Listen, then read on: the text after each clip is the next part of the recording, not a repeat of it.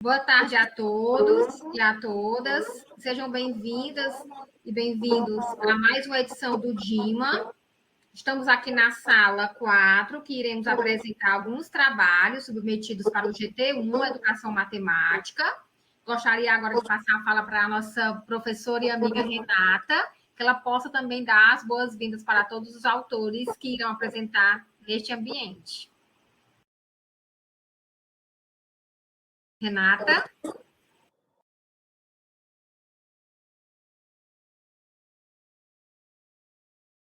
Renata, você está aí?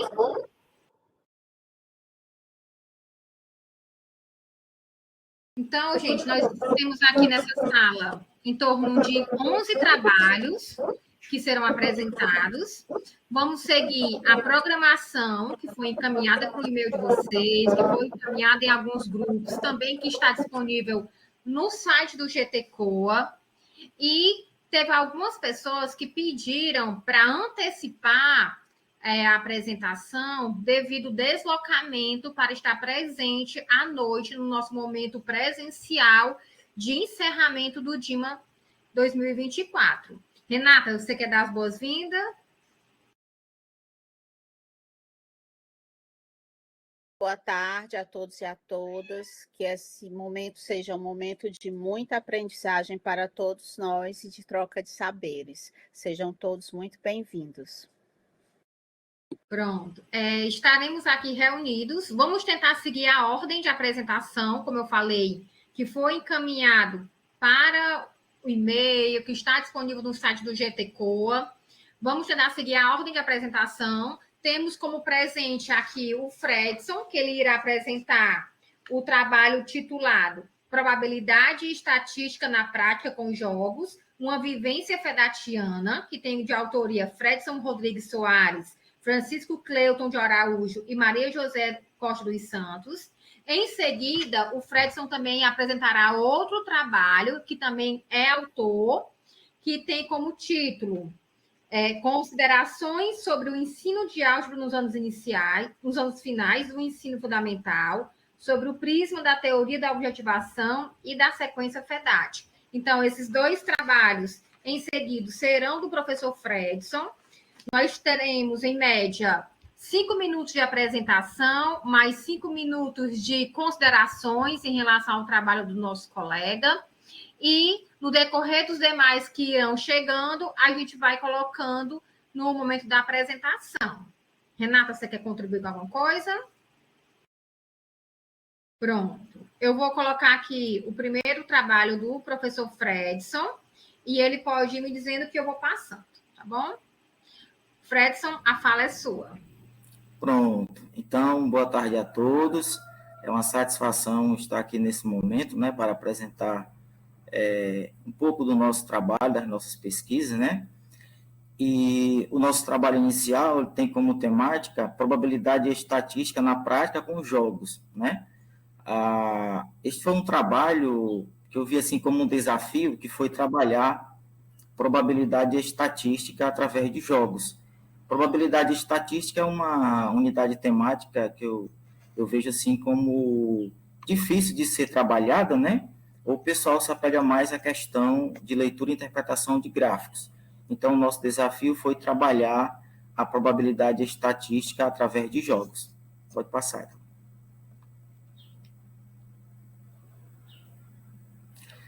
Então, nós começamos aqui a nossa apresentação abordando as dificuldades na aprendizagem de matemática e o baixo rendimento escolar dos estudantes, né? Isso é um fato que se comprova com as principais avaliações externas, né? Em que nós podemos citar o SPAES, o SAEB, a antiga Prova Brasil e o próprio PISA, que apresentam resultados que estão aquém do esperado. Então, o ensino e aprendizagem de probabilidade estatística no contexto escolar não não é diferente dessa realidade, né? Então, o objetivo do nosso trabalho é apresentar jogos como estratégias didáticas para trabalhar a probabilidade e estatística para a consolidação desse descritor nas avaliações externas, principalmente o SPAES e o SAEB. Ok? E aí, como questão norteadora, apresenta-se qual a importância dos jogos nos processos de ensino e aprendizagem de probabilidade e estatística. Essa foi a questão que nos motivou. Aí a gente traz os PCNs para fundamentar, né? Embora seja aí da década de 1996, mas é um importante documento norteador, e, claro, mais recente, a BNCC, né, que traz a probabilidade estatística como uma unidade temática e trabalha aí, apresenta diversas competências e habilidades para serem desenvolvidas no ambiente escolar. Ok? E aí o nosso estudo teve como locus aí a Universidade Federal do Ceará. Os sujeitos da pesquisa foram alunos de licenciatura em pedagogia. É um estudo exploratório, de uma abordagem qualitativa, e como instrumento de coleta de dados, nós utilizamos a observação participante, né? Em que nós aplicamos as atividades e participamos desse momento que foi muito rico, né? Muito esclarecedor, né? Conforme os licenciandos, foi muito proveitoso. E aí, na aplicação desses jogos, nós utilizamos a metodologia de ensino sequência FEDAT, né? Utilizando aí as suas 4 etapas: a etapa da tomada de posição, o momento de maturação, em que os participantes construíam e manuseavam os jogos, a parte da solução e, finalmente, a prova. Ok? E aqui, como resultados, nós trazemos, né, 2 imagens, em que uma delas tem aí os jogos que foram trabalhados, e ao lado uma imagem dos estudantes, né, dos futuros professores aí na prática, validando um dos jogos, né, trabalhando aí a probabilidade estatística na prática com os jogos. E a gente percebeu que este momento foi motivador, porque as equipes demonstravam certa euforia na realização do trabalho com os jogos, né? Os jogos despertam a curiosidade e parece que despertam uma energia no seu interior, de modo que eles trabalharam com a matemática, certo? Como se não soubesse que era matemática, já que muitos têm uma visão negativa e pouca empatia com a matemática. Pode passar. E aí, por fim, os jogos apresentaram-se como uma estratégia de grande relevância no ensino de probabilidade estatística, pois engajou os estudantes no processo educativo, né, que eu acredito que é um ponto de grande relevância, e contribuiu positivamente, né, para desmistificar um pouco essa imagem negativa que muitos têm da matemática. Inclusive, alguns colocam que é uma relação de ódio, né, que eles desenvolveram com a matemática no decorrer da vida estudantil. Além de causar muita ansiedade, medo, né, o trabalho com os jogos conseguiu, digamos, amenizar esta situação. Então, a estratégia que é trabalhar com jogos, ela torna-se eficiente para a construção de uma aprendizagem de forma significativa, em que os estudantes participam do processo, né, vivenciam o processo, e aí consegue construir novos conhecimentos na prática. Obrigado a todos. Estamos à disposição para eventuais dúvidas ou questionamentos. Nós podemos fazer uma pergunta para o Fredson. O tempo só permite uma pergunta. Alguém gostaria de fazer uma pergunta?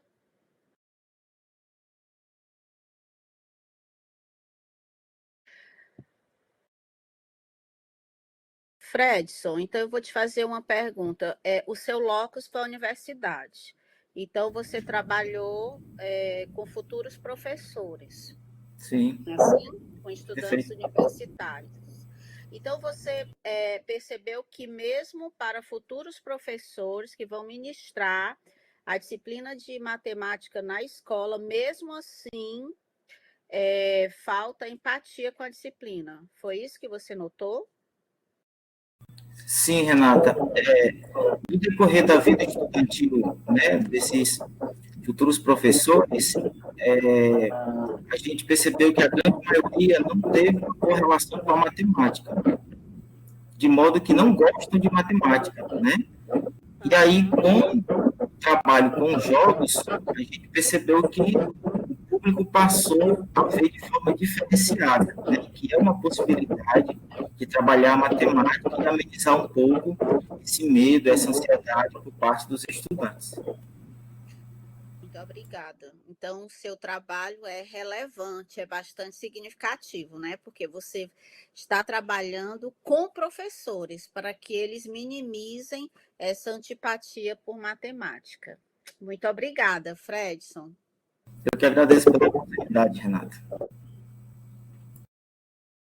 Bem, e dando continuidade, né, o segundo trabalho que o professor Fredson vai apresentar, que tem como autoria o Francisco Cleuton, o Fredson Rodrigues e a professora Maria José. Então, Fredson, mais uma vez, sinta-se à vontade, a sala é sua. Pronto, então vamos lá, né? Este trabalho, que nós intitulamos As Considerações sobre o Ensino de Álgebra, os anos iniciais do ensino fundamental, sob o prisma da teoria da objetivação e da sequência FEDAT, né? Tentamos aí colocar as duas para dialogar, embora a gente saiba que quase não se percebe ponto em comum, né, entre elas duas, mas que há uma possibilidade de se trabalhar com ambas no contexto escolar. Pode passar. E aí a gente começa aqui a introdução, né, falando aí no contexto do ensino de matemática, o estudo da álgebra assume um papel fundamental na vida dos educandos, né, é uma necessidade estudar a álgebra, possibilita o desenvolvimento do pensamento algébrico, né, esse processo é essencial para compreender, representar, identificar padrões na vida estudantil no ensino da matemática, certo? E aí a gente traz, para amenizar essas dificuldades, a gente traz a sequência FEDAT, no sentido de utilizar os pressupostos teóricos da sequência FEDAT na produção de sessões didáticas, né, que são planos de aulas produzidos a partir da sequência FEDAT, e os elementos da TO na prática para executar esse plano de aula, né? Então, essa é a nossa ideia de trabalhar com a sequência FEDAT e a teoria da objetivação. Pode passar. A TO complementa esse processo, né, do ensino e aprendizagem da matemática, assim como a sequência FEDAT, ambas pensadas para a matemática, mas pode ser trabalhada em outras áreas do conhecimento, e considera a importância de relacionar saberes matemáticos com o contexto histórico, cultural e social. Sendo assim, a gente percebe que a TO favorece a compreensão, né, dos conceitos matemáticos de forma não alienante, de modo que os estudantes ficam à vontade, digamos assim, para interagir juntamente com o professor não vai mediar ou não mediou o processo educativo, mas ele faz parte do processo e interage com os estudantes, né, de forma conjunta, por meio do labor conjunto. Pode passar. E aí, quanto à metodologia, foi uma pesquisa também de natureza exploratória, com abordagem qualitativa, né, em que foi utilizado a observação participante para poder coletar as informações. E os sujeitos da nossa pesquisa, o público-alvo da nossa pesquisa, foram professores que atuaram no curso de extensão. Pode passar? Já passei. Espera-se evidenciar, né, a contribuição da utilização da sequência FEDAT e da TO no processo de ensino e aprendizagem de álgebra, tendo em vista um melhor desempenho na resolução de problemas, né? Um melhor desempenho no entendimento e na resolução de situações problemas, assim como o desenvolvimento do raciocínio lógico matemático, que certamente contribuirá para a formação unilateral do indivíduo. E aí, as nossas considerações finais é que este estudo destacou aí a importância do ensino de álgebra, que também é é uma unidade temática, né, que gera bastante dificuldade entre os nossos estudantes.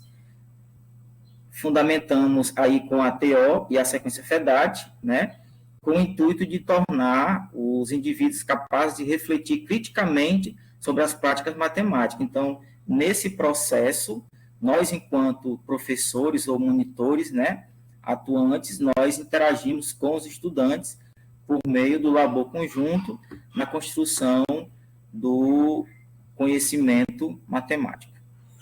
Obrigado mais uma vez pela oportunidade. Obrigada, Fredson. Na sua opinião, o que foi o maior desafio em trabalhar uma concepção de ensino, como a sequência FEDAT, e uma teoria com professores? Renata, eu acredito que o desafio seja justamente a gente conseguir fazer com que a sequência FEDAT dialogue com a TO, né, e a TO dialogue com a sequência FEDAT, tendo em vista que praticamente vou dizer que elas têm pouquíssimos elementos em comum, né? Então, o nosso desafio é fazer com que elas possam dialogar para enriquecer ainda mais o processo. Obrigada, Fredson. Italândia? Pronto. Só tentar aqui a minha câmera. Então, muito obrigada, Fredson, pela sua participação, pela contribuição dos seus 2 trabalhos. É o momento que a gente aprende, que a gente amplia nossos conhecimentos e conhece um pouco dessas aplicações no chão da sala de aula, né? Então, muito obrigada pela participação, Fredson. Como eu já tinha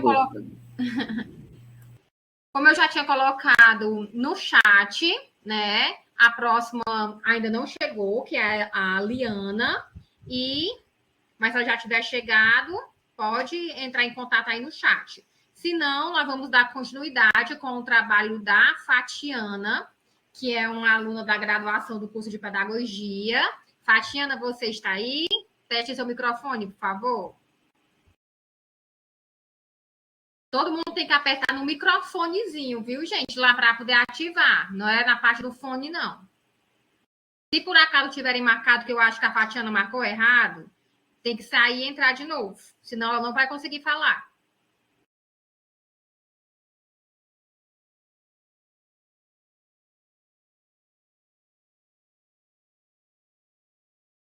O Anthony também está aqui. Anthony, eu acredito que as apresentações vão ser todas adiantadas, porque algumas pessoas parecem que só vão entrar no horário mesmo. Então, como algumas pessoas podem faltar, a gente vai colocando na frente, tá bom? Tá certo. Dá para ouvir bem direitinho meu áudio? Tá correto? Tá sim. Tá bom. Então, logo em seguida, a Fatiana vai entrar, provavelmente, senão a gente continua com você, viu, Anthony? Deixa eu ver aqui se tem alguma mensagem.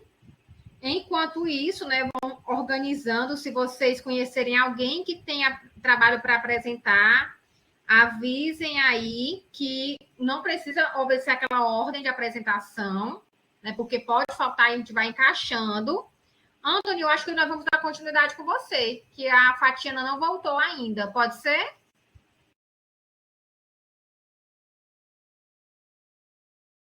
Voltou. Oi. Pode. Fatiana, teste seu som, por favor.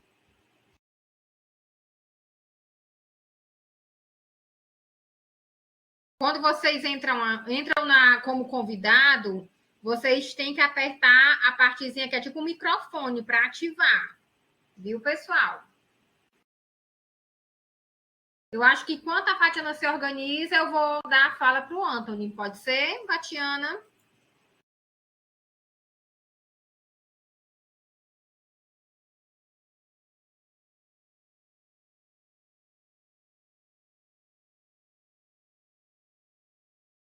Deu certo, né? Teste o seu som, Fatiana.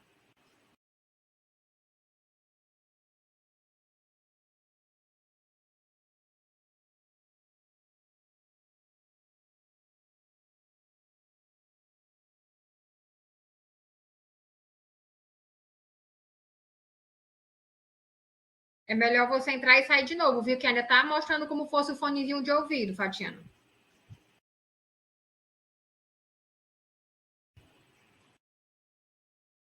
Anthony, pode ser você? Oi. Espera Pronto, só um minutinho, pode ser? pode sim. Enquanto isso, pessoal, alguns avisos, né? Vocês irão receber os certificados, tanto de apresentação, né? Quem enviou o trabalho, como de participação do evento, se vocês estiverem indo para momentos presenciais, e assistir a palestra virtual que teve no dia 6 de maio. Então, fiquem aguardando os e-mails com as certificações. Você tem algum informe, Renata? Não, em Tailândia. O e-book. Da Ripedes, para as pessoas interessadas em produzir, nós temos a revista do GTERCOA, Ripedes. A primeira edição já fechou o edital, mas haverá um segundo edital.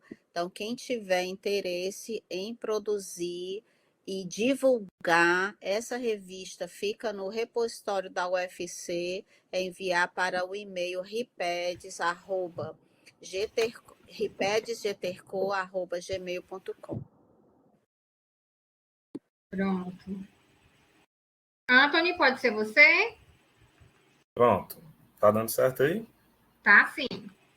Vou aqui silenciar meu microfone e tirar minha câmera, mas Anthony, seja bem-vindo. Irá apresentar o trabalho titulado A Aliança entre as Ferramentas Tecnológicas e as Metodologias Ativas. Anthony, a fala é sua. Bom, boa tarde.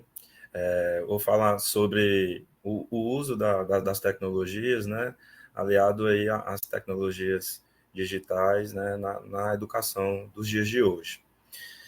Bom, pessoal, a gente vive numa era digital, né, onde os alunos eles estão cada vez mais imersos às tecnologias, né? Então, os métodos tradicionais de ensino, muitas vezes, eles não atendem às expectativas e às necessidades desses estudantes.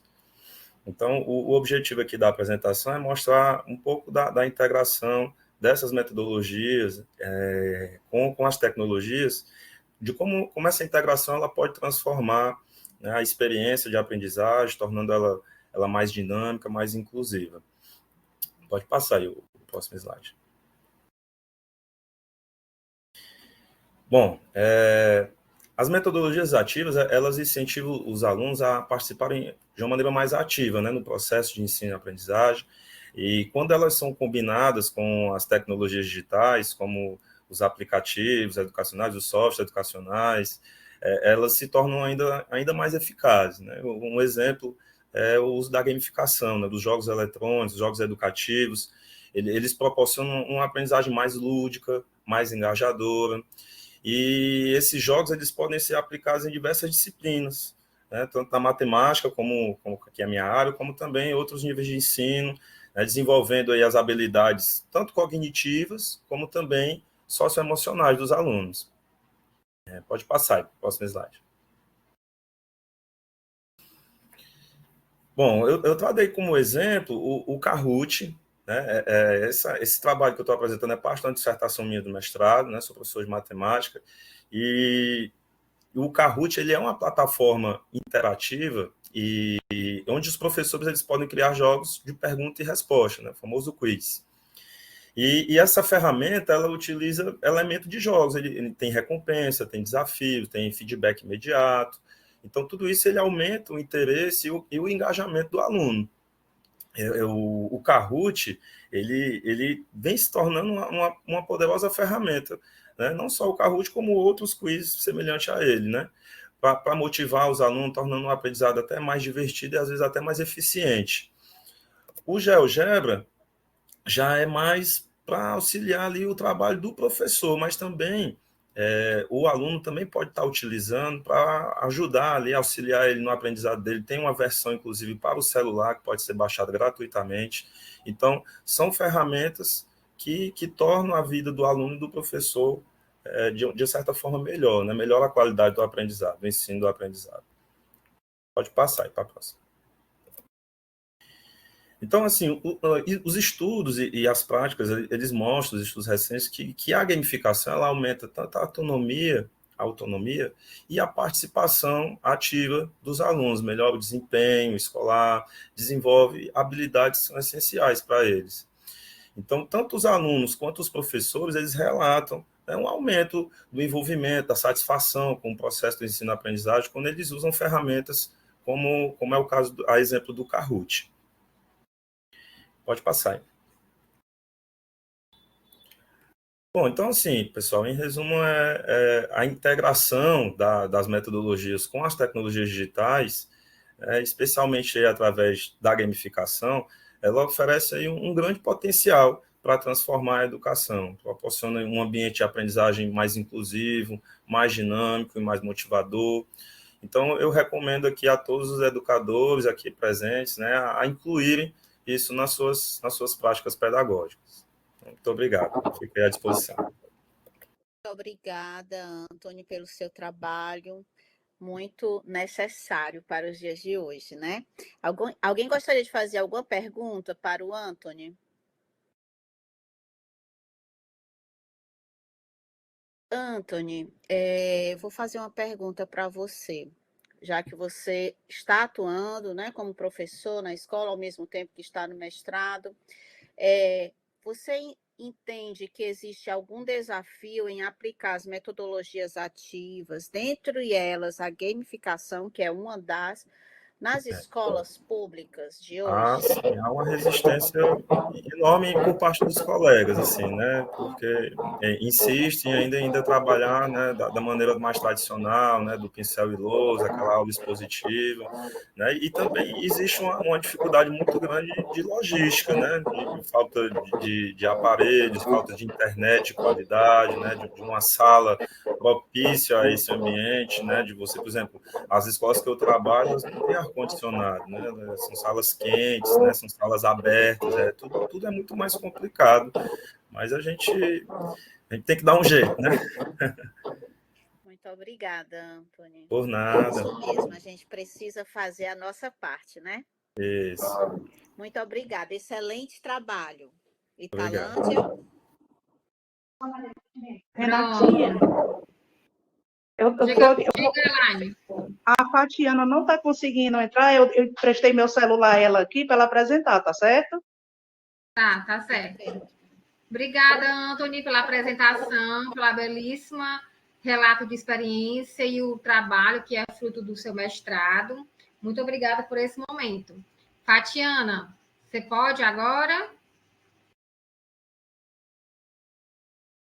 Pode, vou passar aqui para ela, viu?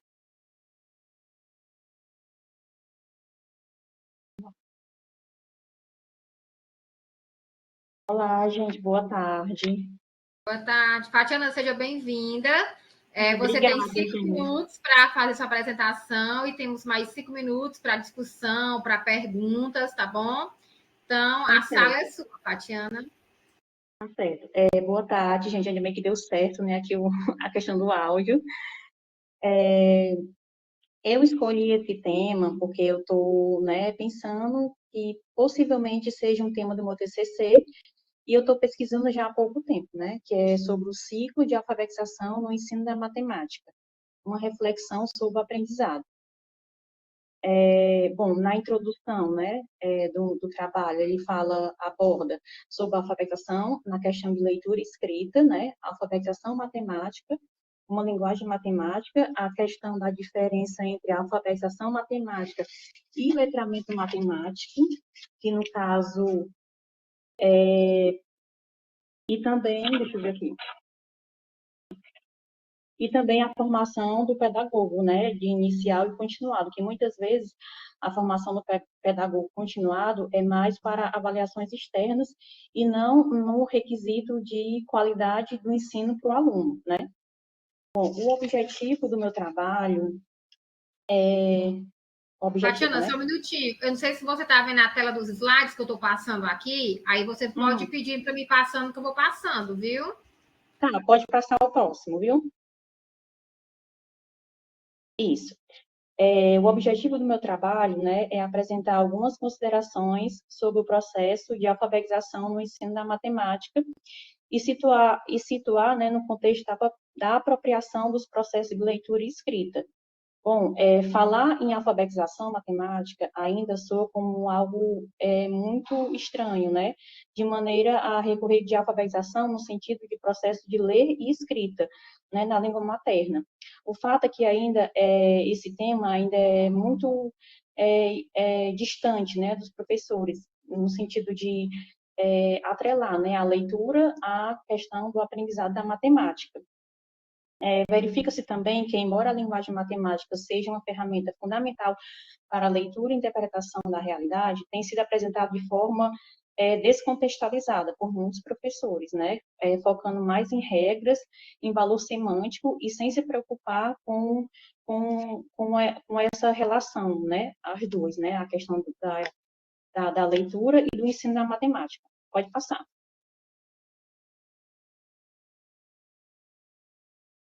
A minha fundamentação teórica é mais a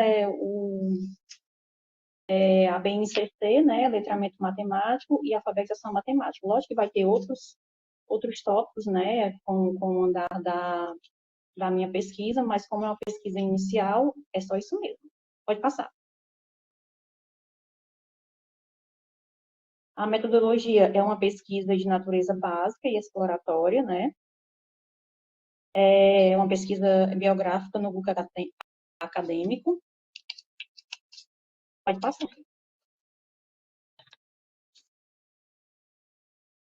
E o resultado, né? A pesquisa está em andamento, né, como eu já falei, porém já é perceptível que o sujeito da pesquisa apresenta alguma dificuldade na resolução de problemas na matemática e o déficit na interpretação de textos. Pode passar. Minhas considerações finais, né? Acredito que a concretização da alfabetização matemática só ocorre, de fato, quando as duas linguagens são bem trabalhadas, né? Que é a linguagem materna e a linguagem matemática. Obrigada, Fatiana. E agradecer, né, ao grupo pela oportunidade de apresentar meu trabalho. E é isso. Fatiana, parabéns pelo seu trabalho, que é muito relevante, porque você está dando alguns passos para quebrar o paradigma do ensino compartimentalizado. Você está propondo aí uma união do ensino da matemática com o ensino da língua portuguesa. E aí a gente vê que isso é muito importante, sair desse lugar compartimentalizado e existir na escola aquela pedagogia de projetos em que as disciplinas andam juntas. Aí eu faço uma pergunta para você: você acha que isso é possível, Fatiana? Nos dias de hoje, na rede pública de ensino, qual a sua opinião sobre isso? É possível? É possível, mas, assim, tem muito o que fazer, né? Porque, tipo assim, a formação do determinado continuada, como eu já falei no início, é mais voltada para as avaliações externas, né? De resultado. E, às vezes, deixa de lado realmente o aprendizado do aluno. E isso é muito importante, né? A gente associar essas duas linguagens para que tenha uma boa interpretação de texto e também aprenda a matemática. Às vezes não adianta, às vezes o aluno ele sabe o conteúdo da matemática, mas não sabe interpretar o que é ali na questão. E às vezes essa deficiência não é na matemática, porque o conteúdo da matemática ele tem, mas ele não sabe interpretar o que a questão quer. Então, tu perguntou se é possível, não? É possível. É possível, né? Que essa nova geração de professores se una aos professores mais antigos e façam essa mudança, porque é muito importante e necessária, não é? Muito obrigada, Fatiana. O seu trabalho é de muita relevância. Obrigada, Fatiana. Se você puder ficar na sala assistindo o trabalho dos demais, será muito prazeroso, tá bom? Gente, tchau. Tchau. Tânia, pode ser você a próxima? Tente ligar seu microfone, Tânia. Sim. Pode ser. Ai, que bom. Vamos lá. Tânia, você pode ligar sua câmera também. Tatiana, se você quiser desligar a sua câmera, ou se quiser, não tem problema. Tânia, você tem 5 minutos para apresentar e a gente tem mais 5 minutos para fazer alguns questionamentos ou perguntas, né? Então, a Tânia traz como tema para essa apresentação a atividade sobre medidas no 5º ano, introdução prática ao conceito de medidas com base na sequência FEDAT. Tânia, a fala é sua. Boa tarde, gente. É um prazer estar aqui no meio de gente tão querida. Trouxe aqui para a gente compartilhar uma atividade, né, que eu venho tentando realizar já ao longo dos anos, trabalho de matemática, tentando desconstruir essa coisa de que matemática é uma coisa muito engessada, muito livresca. Pode passar. O tema proposto ele tem a importância de introduzir os alunos do 5º ano no conceito de medidas de forma prática e envolvente. Isso tudo de forma que venha a quebrar aquela coisa de trabalhar medidas sem que a criança vivencie o seu cotidiano, o que é importante. Então, é crucial esse entendimento de medidas, não apenas em matemática, mas em diversas áreas da vida cotidiana, desde a culinária até a construção civil. Essa questão das medidas é uma coisa que eu venho observando ao longo dos anos, a distância que tem do trabalho prático com o trabalho científico, né? Você trabalha medidas sem que você oportunize a criança de vivenciar, de experimentar a questão introdutória livresca. Então, esse trabalho tem essa nuance, perceber isso, quebrar esse ciclo. Pode passar. Atividade desenvolvida, gente, com a turma de 5º ano, 5º A, 5º B, uma escola pública, com o objetivo de familiarizar os alunos com o conceito de medidas de forma prática e envolvente, usando a sequência FEDAT como base. Essa abordagem também incentivou o professor e alunos a pensar, raciocinar, a criar hipóteses, realizar junto uma atividade prática. Pode passar. Então, para responder a essa questão, a questão teórica, utilizamos a metodologia de sequência FEDAT, tendo como base as 4 etapas, que é a tomada de posição, a motivação, solução e prova, e não deixando escapar que essa metodologia é uma metodologia que visa promover um aprendizado ativo. A sequência FEDAT ela é muito ativa, ela é investigativa. O aluno protagoniza, o professor também, e tem aquela preocupação de descaracterizar aquela figura do professor detentor de tudo, né? Detentor do saber, inclusive até manipulador de metodologias, sem ouvir e sem colocar em foco o aluno. Pode passar. Nós trouxemos aqui, na primeira etapa do trabalho, né, um ambiente de aprendizagem preparado, de forma a estimular a curiosidade, a investigação. É lançado o tema de medidas, o que eles sabem sobre medida, a questão norteadora. E, nesse primeiro momento, nós usamos ferramentas simples, cotidianas, o palmo, as passadas, o cadastro, certo? Para trazer para as crianças também o parâmetro dele perceber, logo mais vocês vão perceber também, ver que eles chegam a conclusões, porque quando você traz o conceito de medida, a questão de apresentar metro, centímetro, a criança não faz muito, ela não associa muito a isso, ela tem uma certa dificuldade de entender esse passo a passo. Então, nesse contexto da nossa atividade, envolveu a seleção de ferramentas simples, cotidiana, para que depois a gente pudesse fazer uma análise do que foi coletado. Pode passar.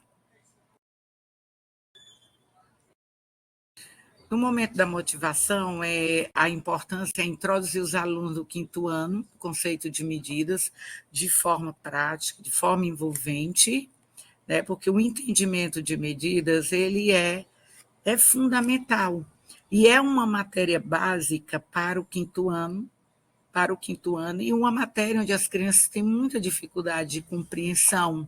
Por quê? Porque, na maioria das vezes, eles se colocam diante, nós, os professores, colocamos as crianças diante sem ela vivenciar essa experiência que tem de medir.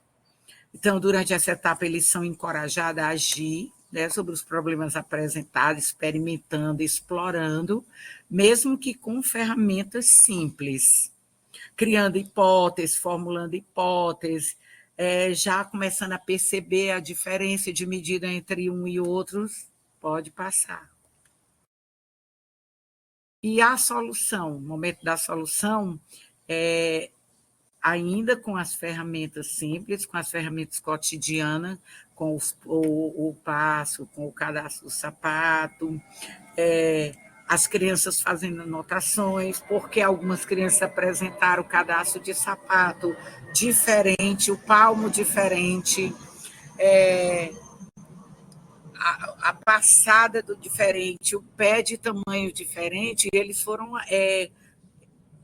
coletando dados, coletando medidas que não casavam com o espaço que eles estavam usando para medir. Pode passar.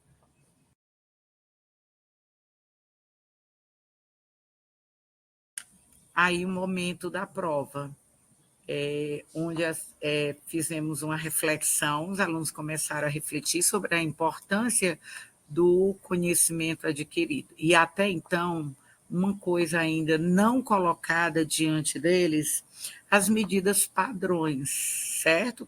Que entra no segundo momento do trabalho. Mas é importante que se faça essa prévia com os alunos, certo?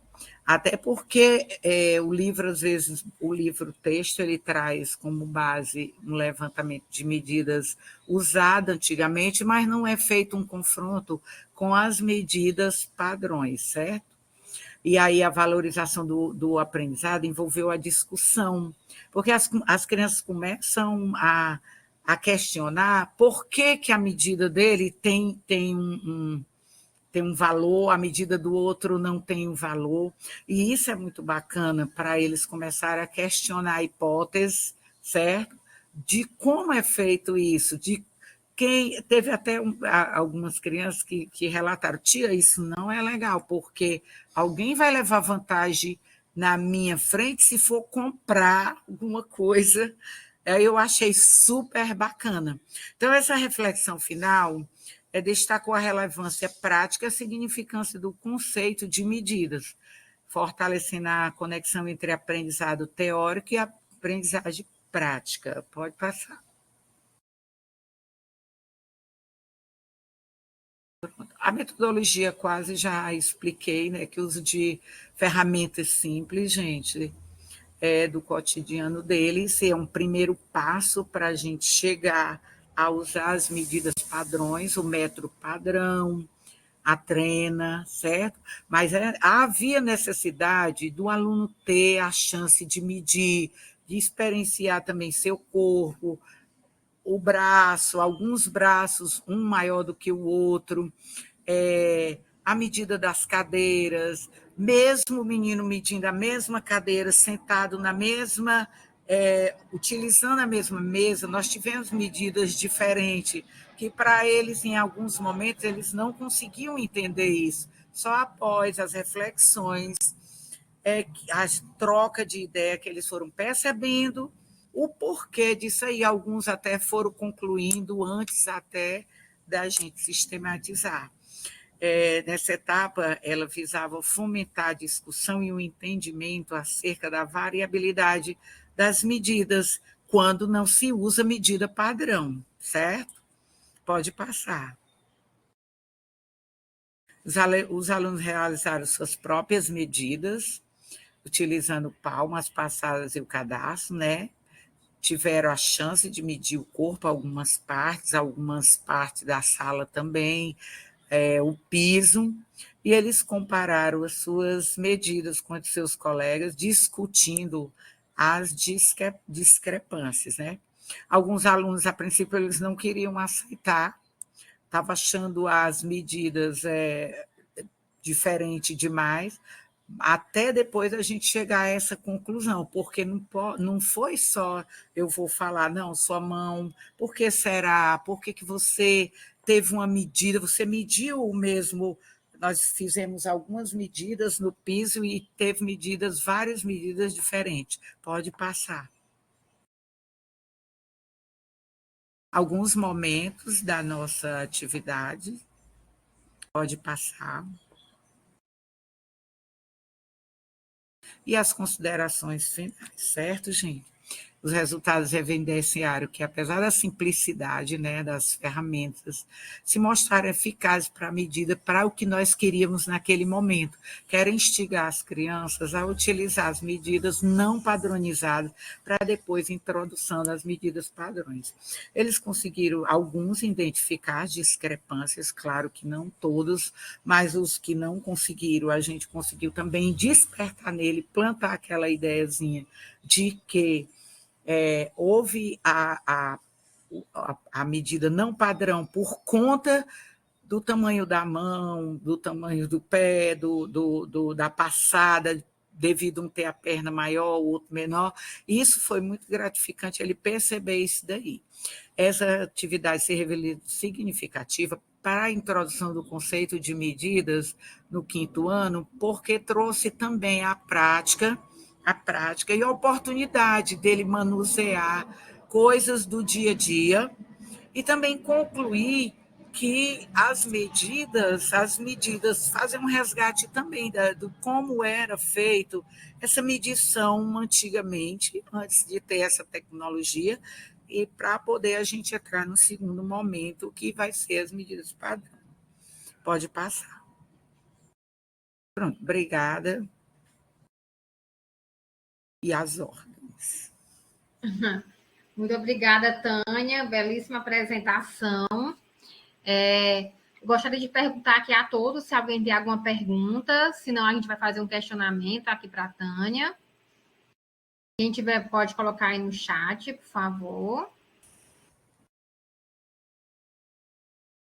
Não? Pois, Tânia, eu queria que você relatasse para a gente como você utilizou a metodologia de ensino, né, para quem não conhece, que é a sequência FEDAT, que é, né, de desenvolvimento do professor Hermínio Borges, que é da UFC. Eu queria que você relatasse um pouco para a gente como foi essa experiência trazer a sequência FEDAT para a sua sala de aula. O que tornou a sua aula diferente? O que era a Tânia antes da metodologia sequência FEDAT e agora ela como fedatiana? Explique para a gente, por favor. Pronto. Gente, tomar posse, né, de forma gradativa, porque eu estou num processo de busca, processo de conhecimento. A sequência FEDAT é uma coisa que vem se incorporando à minha prática, eu venho estudando, juntamente com vocês, juntamente com o grupo GTRCOA. Então, a sequência FEDAT traz para mim a possibilidade de me ver como uma professora mais progressista, que não é aquela professora que já acha que está tudo pronto e que eu estou à frente de tudo. A sequência FEDAT me permitiu e está me possibilitando rever práticas que eu tinha antes e compreender que a minha postura tem que mudar, certo? Porque a sequência FEDAT exatamente É esse o objetivo maior, trazer ao professor essa reflexão, para que, juntamente com o aluno, ele possa protagonizar e também levar os alunos ao protagonismo. Eu já não começo mais uma aula, a Tânia trouxe hoje isso, eu vou falar isso, eu quero isso, eu vou fazer isso, eu vou dar isso. Está entendendo?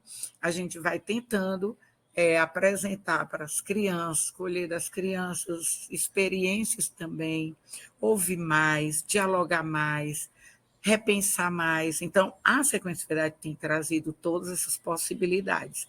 E eu tenho também tentado contagiar as pessoas da minha escola que a Sequência Fedati é uma metodologia acessível e que permite esse acesso do professor, esse adentramento do professor nessa questão da aprendizagem.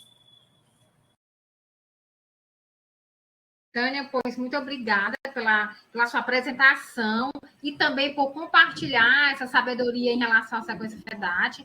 Para quem não conhece ainda, né, o nosso grupo de estudo GTCOA, né, está sendo um grupo de aprendizagem, estuda essa metodologia de ensino e todos ficam, né, à vontade de participar na próxima seleção desse grupo magnífico. Tânia, muito obrigada pela sua apresentação. Vou chamar o próximo apresentador. Eu que agradeço, gente. Boa tarde. João Vitor, pode ser você? Teste seu som, por favor.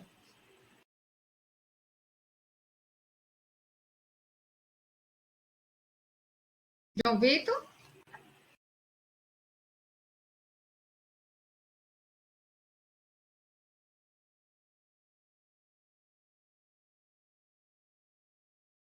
João Vitor, você pode ligar o seu microfone.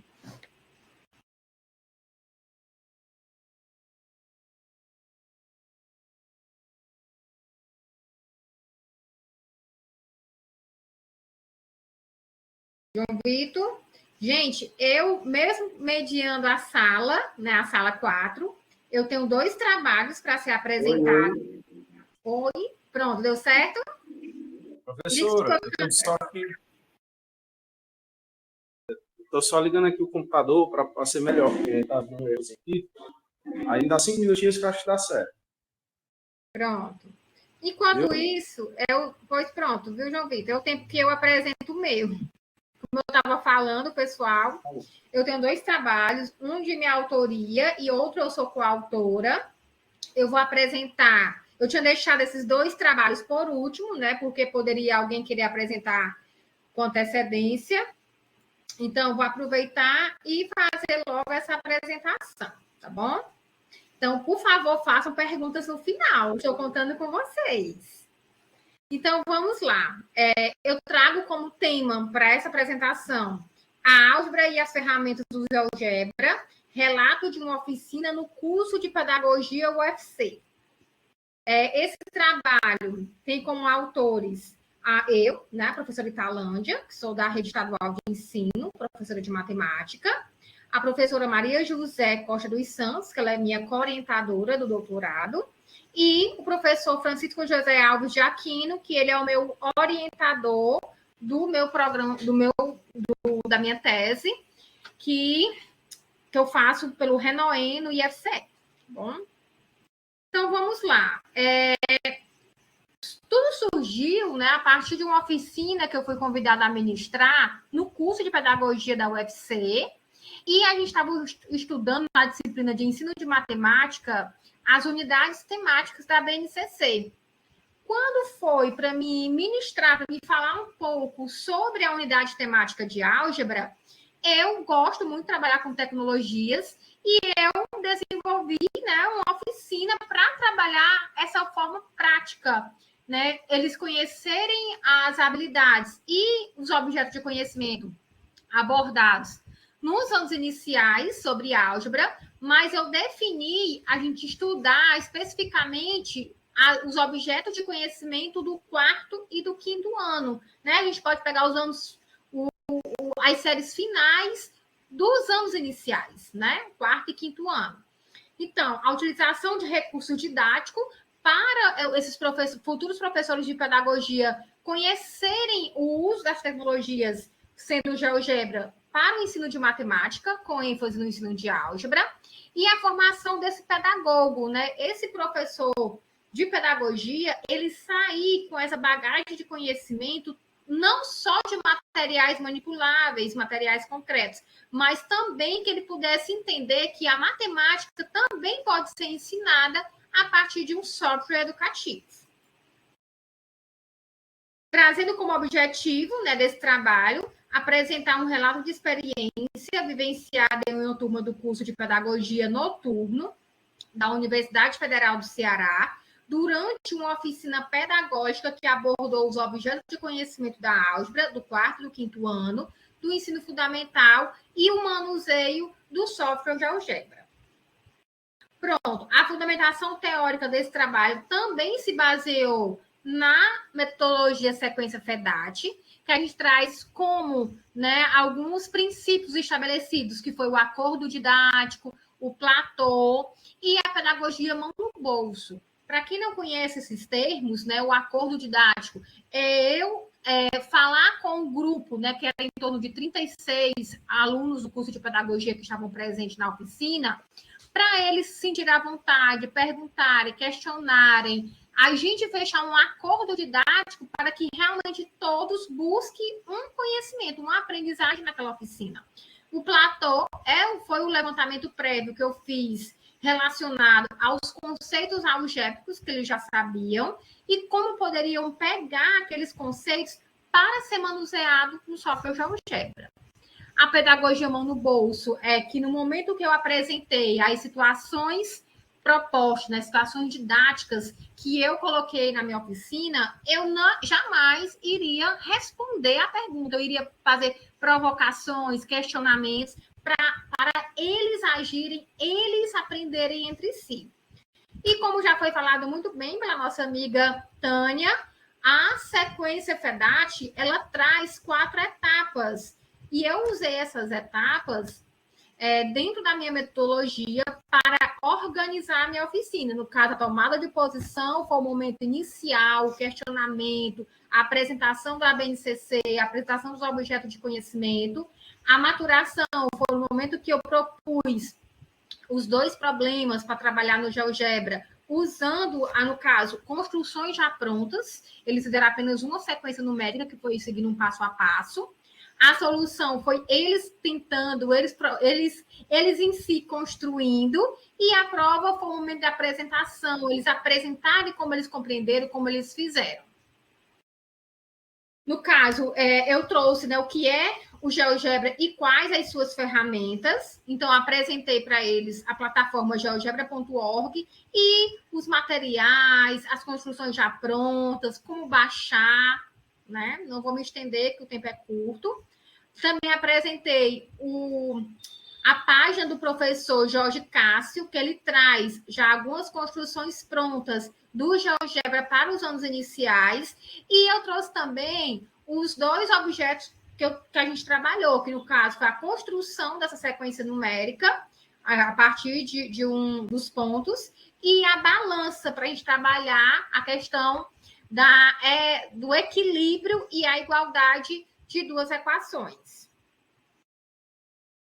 A minha metodologia, como eu falei, foi seguir na sequência FEDAT, mas foi uma oficina que durou 2 horas, que nós abordamos, né? Fizemos em 4 etapas, o estudo dos objetos de conhecimento da álgebra do 4º e 5º ano, a partir da BNCC, a apresentação do GeoGebra, a manipulação das ferramentas do GeoGebra, no caso, muitos deles eu fiz, né, um diagnóstico bem rápido, quem conheceu o GeoGebra, quem já tinha ouvido falar, para a partir daí eu ensinar as ferramentas básicas de manuseio, porque a grande maioria não sabiam manusear, já tinham ouvido falar, mas eu acho que foi uma maneira muito superficial. Manusear, eles disseram que nunca manusearam. Então, a oficina aconteceu no laboratório de informática lá da FACED, e foi um momento realmente muito rico. Trazemos como os resultados, né, a descrição de cada etapa, eu já até falei anteriormente, o momento da tomada de posição, né? Eles se depararam com os objetos de aprendizagem, manusearam inicialmente o GeoGebra. O segundo momento, né, foi realizar a apresentação da plataforma, destacando sua variedade de materiais e possibilidades. O terceiro momento, a formadora demonstrou como utilizar as ferramentas do GeoGebra e o ensino de matemática, após o qual os estudantes realizaram algumas construções sobre orientação.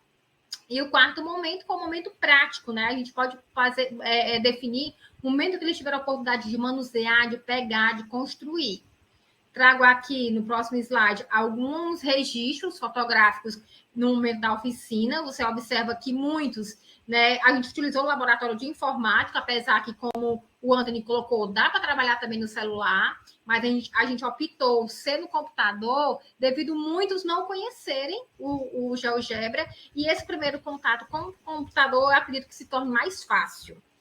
E muitos fizeram construções, pintaram, fizeram além do que foi solicitado. Isso que demonstra que realmente eles estavam interessados em querer aprender. Considerações finais. Concluímos, portanto, que a oficina proporcionou uma experiência prazerosa e pode contribuir significativamente para a formação inicial dos graduandos em pedagogia, especialmente no que diz respeito à abordagem do ensino da álgebra nos anos iniciais, fazendo uso das tecnologias. Né? Então, eu trago aqui algumas referências e muito obrigada a todos. Alguém tem alguma pergunta, algum questionamento? Podem escrever aí no chat, gente, ou então podem ligar o microfone, não tem problema. Não? Vamos lá, né? Eu vou trazer, mesmo ninguém fazendo pergunta, eu vou trazer aqui um questionamento. Qual foi, Talane, o seu desafio vivenciado com os alunos de graduação de pedagogia, né? Então, muitos, né, quando eu cheguei lá com a proposta de trabalhar álgebra, já ficaram ansiosos. Álgebra, então, realmente aquele medo do ensino da matemática, né? Mesmo eles sendo futuros professores de matemática, de pedagogia, né, eles serão polivalentes, mas parece que a matemática se torna algo mais difícil. E a minha intenção foi levar um software que eles podem trabalhar em sala de aula, né, ou transmitindo via data show para os alunos verem a manipulação, ou trabalhar com o próprio celular em sala de aula, né, se for liberado. Mas no momento de manusear e o aluno construir aquele conhecimento, nós acreditamos que isso pode deixar as aulas de matemática mais instigantes, tá bom?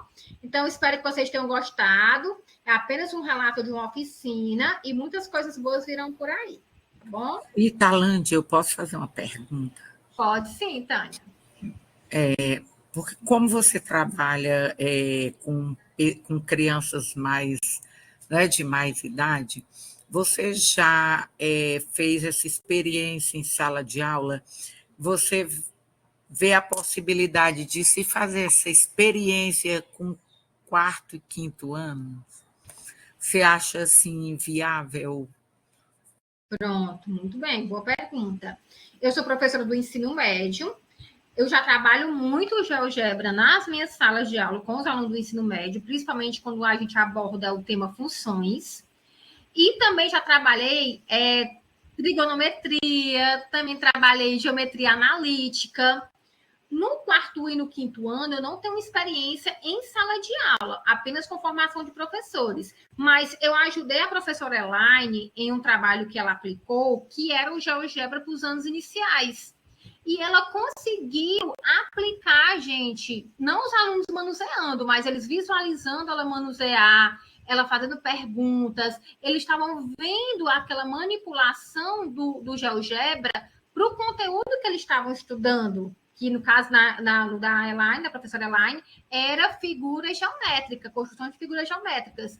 E deu super certo, Tânia. Então, eu acredito que o GeoGebra pode sim ser aplicado em turma dos anos iniciais. Se a professora Elaine conseguiu aplicar na turma de primeiro ano e teve um excelente resultado, e ela ainda fez essa relação com a teoria da objetivação. E imagine alunos do quarto e quinto ano. Eu acredito que eles que vão querer manusear. Tia, deixa eu manusear. Eu quero aprender a manusear. Então, para eles, seria uma experiência magnífica e poder ver a matemática de uma forma prática, né? Então, obrigada pelo questionamento. A Renata voltou. Gente, só justificando, a professora Renata, ela tinha saído para apresentar trabalho em outra sala. Seja bem-vinda, professora. Muito obrigada. Ainda estamos com a Tânia. Não, eu apresentei o meu trabalho, que eu tinha deixado por último, mas como teve um problemazinho técnico do João Vitor, eu apresentei logo o meu. João Vitor, pode ser o seu agora? Liga o seu som. Eu acho que você entrou na sala, João Vitor, sem estar com o microfone ativado, viu? Porque tá como se fosse um fonezinho de ouvido e não o microfone.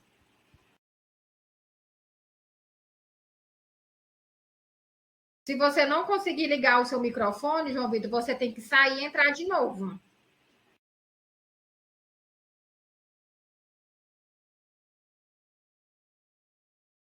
Temos mais alguém que entrou aqui depois. Vi aqui o Wellington Teófilo. Caroline Bezerra. Caroline, você tem algum trabalho para ser apresentado? Ou Wellington? Podem colocar aí no chat, viu, gente?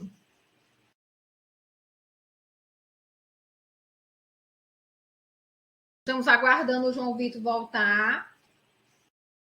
Eu tenho mais um trabalho para ser apresentado. Renata, você acha que eu devo apresentar logo?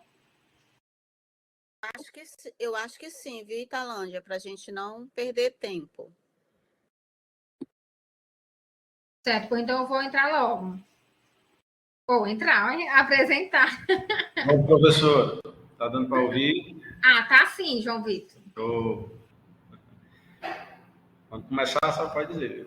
Não, pode começar. Então, vamos lá. João Vitor, seja bem-vindo a mais um dos trabalhos a ser apresentado. O João Vitor foi um dos trabalhos que eu ajudei na orientação. Fico muito feliz pela discussão e pelo trabalho que ele conseguiu escrever num tempo curto, viu, gente?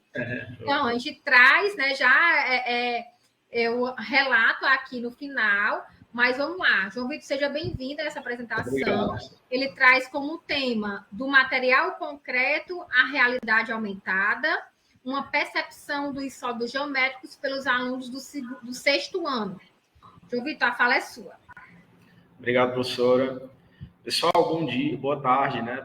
Primeiramente, como a professora falou, meu trabalho aí que eu fiz, né, com a orientação da professora Italândia e a professora Maria José, né?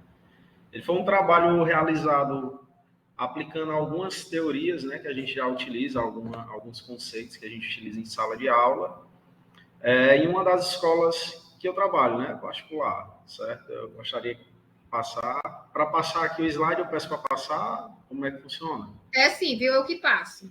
Pronto, pois passa aí, professor. A princípio, a gente começou com a introdução, né, que já tem no resumo descrito, alguns questionamentos que levantaram um problema para ser investigado, né, que era a matemática, uma disciplina considerada complexa, bastante discutida entre os alunos, né? Poucos conseguem relacionar seus conceitos com aplicações do cotidiano. Então, o que eu vivenciei, né, e que eu vivencio, que alguns professores também, na sexta série, né, é exatamente essa transição de uma única professora para vários professores, e principalmente assim na matemática, né, essa dificuldade maior do entendimento do assunto. E um desses assuntos, né, é conhecer um sólido geométrico, diferenciar o sólido geométrico de uma figura geométrica, né? O que são vértices, o que são faces, o que são arestas, como identificar aquele sólido planificado, né? Então, tem vários questionamentos e várias dúvidas da onde seria utilizado aquele conteúdo, né? E aí, eu gostaria de passar, professor. E é mais um relato de experiência, né? E aí o objetivo, né, era apresentar uma proposta de aula prática envolvendo o ensino de sólidos geométricos por meio de duas coisas, né? Que eram os materiais manipuláveis e um aplicativo chamado de sólidos RA, que é realidade aumentada, né? Aí logo mais eu vou mostrar como é que funciona. Pode passar, professor.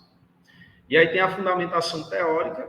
Para essa fundamentação teórica, eu usei duas pessoas bastante importantes, né? Dois autores, né? Que seria o Dale Doherty e a Diana Woodson. Né?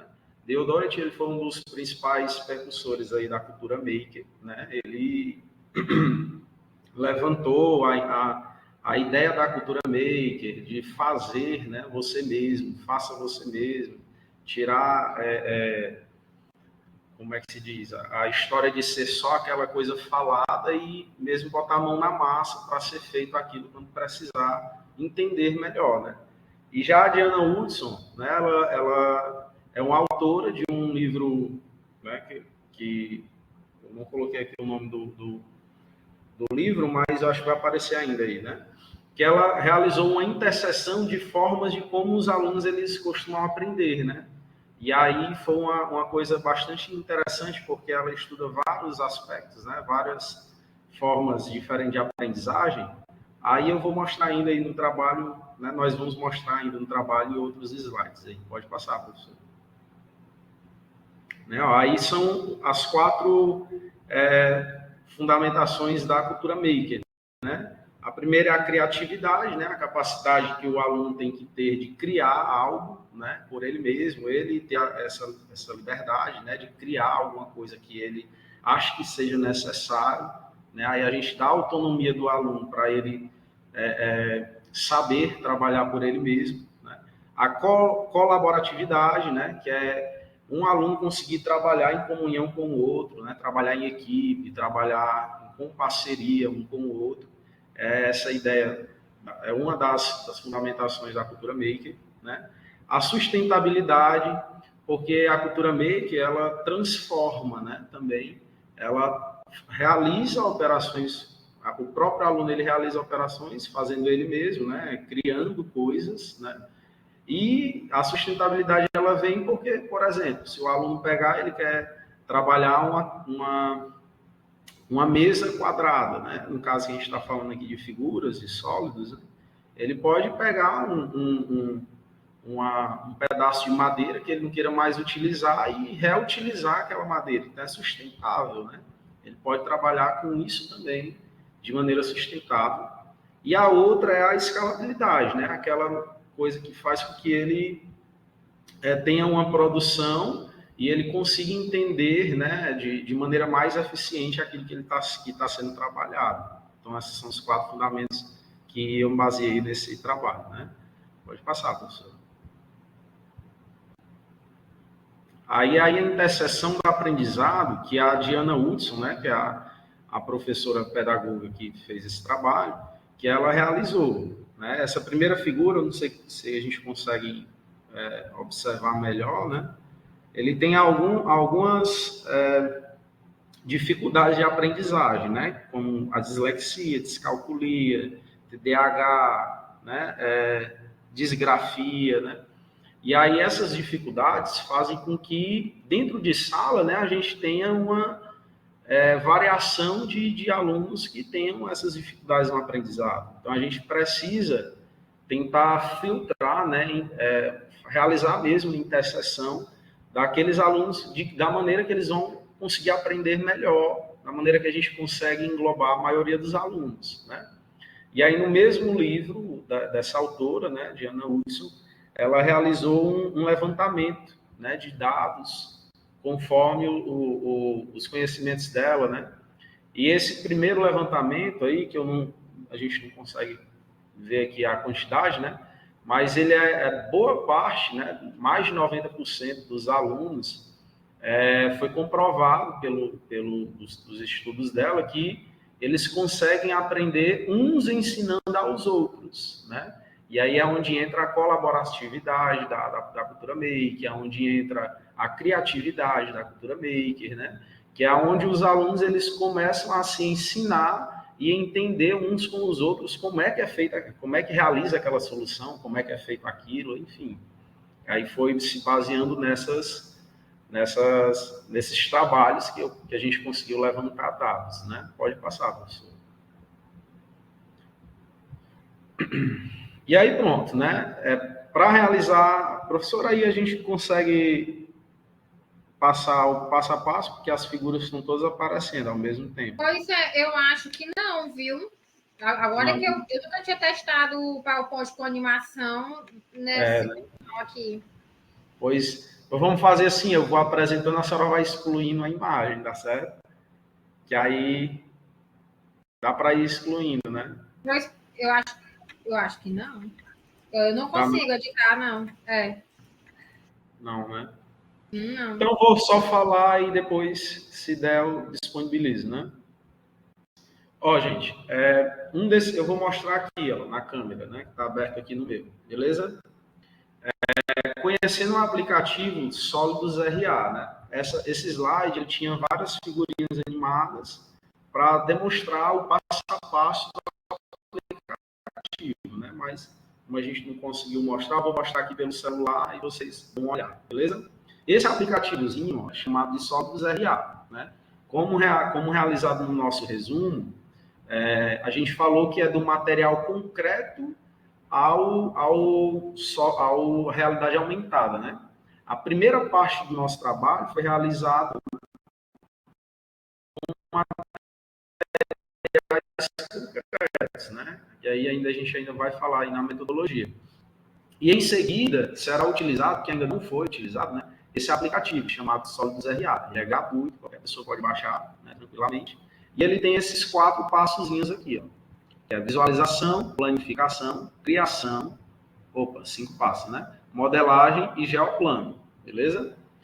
Cada um desses, eles vão se espelhar e formar exatamente o que algumas imagens estão mostrando aqui, ó. É como se fosse uma realidade mesmo virtual, que você consegue espelhar essas funções, né, de visualização, e fica exatamente como está aqui nesse desenhozinho, ó.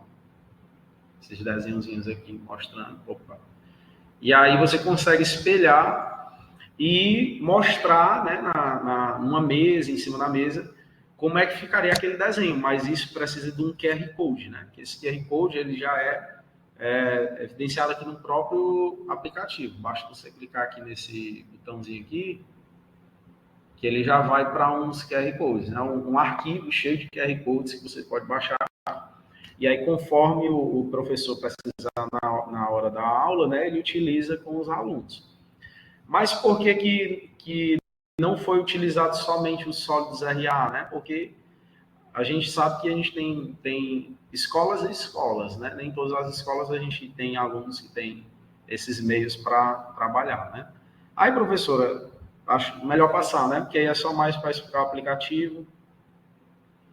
Pronto, aí nós temos a metodologia, né? A metodologia foi definida por meio de sessões didáticas, divididas em 3 etapas, de caráter qualitativo e de natureza básica, aplicada em escola particular situada no município de Caucaia, né? Em abril de 2024. Até o momento, essa pesquisa encontra-se em andamento. Por quê? Porque foi realizado somente o primeiro estágio. Ela foi dividida em 3 estágios, né? Essa pesquisa. Pode passar, professor. E aí tem as 3 etapas, né? Que foi dividido esse trabalho. A primeira etapa era explorar o conhecimento prévio dos alunos referente aos sólidos geométricos e apresentamos o que era vértice, faces e arestas, né? Com auxílio de materiais concretos. Os materiais utilizados foram palitos, né? de petisco e palito de churrasco e jujubas, mas você pode utilizar qualquer outro material desde que, né, tenha essa estrutura de vértice e de arestas, né, para poder simular com os alunos. As jujubas a gente utilizou como vértice, os palitos como as arestas, né? E aí fomos montando sólidos e figuras geométricas. E aí dava até para realizar um comparativo do que é uma figura e um sólido, né? Porque muitos alunos ainda têm a dificuldade de entender, na 6ª série, o que é um cubo e o que é um quadrado, qual a diferença dos dois, né? E aí, nessa dinâmica, a gente conseguiu ainda dar essa diferença, né? Trabalhar essa diferença com eles.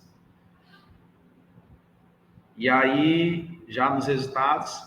E aí tem as outras 2 etapas, né? Só que as 2 etapas ainda não foram realizadas, né? E aí a gente chegou nos resultados referente ao nosso trabalho, né? Aí as fotos dos meninos, ó, trabalhando com o material em 3D, né? Que é com a figura, o sólido geométrico, com os palitos e as jujubas, né? E a gente espera, né, que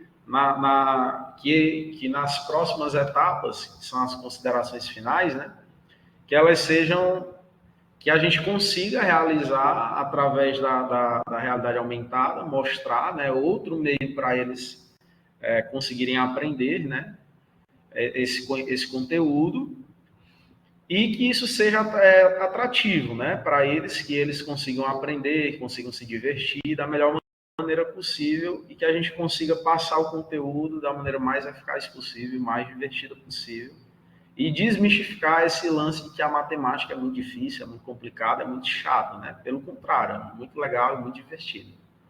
E é isso, pessoal. Mas é só isso. Obrigado. Agora as perguntas. Excelente seu trabalho, Obrigado. muito relevante. A cultura maker já passou da hora de ser atuante dentro das escolas, né, pela questão da sustentabilidade e pela questão do custo-benefício, que é o que as escolas públicas principalmente necessitam. Verdade. E, assim, é um trabalho de muita relevância. Nós precisamos da cultura maker existindo e resistindo, não somente dentro da escola, mas na sociedade de modo geral. Muitos parabéns. Obrigado, professor. Agora... Calândia? Pronto. Não, a Renata parabenizou, né? Eu quero fazer um questionamento, como eu também sou uma das autoras, né? Que eu orientei e parabenizo ao mesmo tempo o João Vitor pela agilidade na escrita. João Vitor, você planeja realmente executar o segundo ou terceiro momento, fazer essa experimentação, os alunos utilizarem o aplicativo RA em sala de aula? Você já planejou quando é que você pode fazer essa experimentação com os alunos? Pronto. Como a gente que trabalha em sala de aula sabe que é muito rotativo os conteúdos, né? A gente não tem assim como parar para realizar um trabalho assim, ainda mais na escola particular, que é um pouco mais complicado. Mas eu planejo, né, o mais breve possível, no momento que a gente tiver a oportunidade, para aplicar as outras etapas da pesquisa e finalizar a minha pesquisa, a nossa pesquisa, aliás, professora, a nossa pesquisa com resultados, né, e que eu espero que esses resultados sejam positivos, bastante positivos. Muito bem, muito bem. Pois obrigada mais uma vez pela participação. Fique aí conosco para apreciar os demais trabalhos, porque Amém. Realmente é um momento muito rico de aprendizagem e de conhecer as pesquisas, né, na área da educação matemática aqui. Então, obrigada e vamos chamar o próximo. Quero fazer uma pergunta para o João. Muito bem, Tânia. Pergunta. Primeiro, eu quero parabenizar, João. Obrigado. Eu fiquei assim encantada, parabéns aos envolvidos, né, na pesquisa, e me chamou muita atenção o tempo todo você falando nessa questão de desmistificar a matemática, de trazer essa matemática mais para junto do aluno, que eu também tento isso. E aí a minha pergunta é, como você trabalha numa escola particular, quais são as resistências ou tem mais facilidade? Porque nós da escola pública, às vezes, a gente encontra uma certa resistência porque o aluno não vai aprender, porque há uma perda de tempo. Por isso, como anda... Eu já fui da escola particular, mas como anda a escola particular em relação a essa evolução desse trabalho com a matemática? Pronto.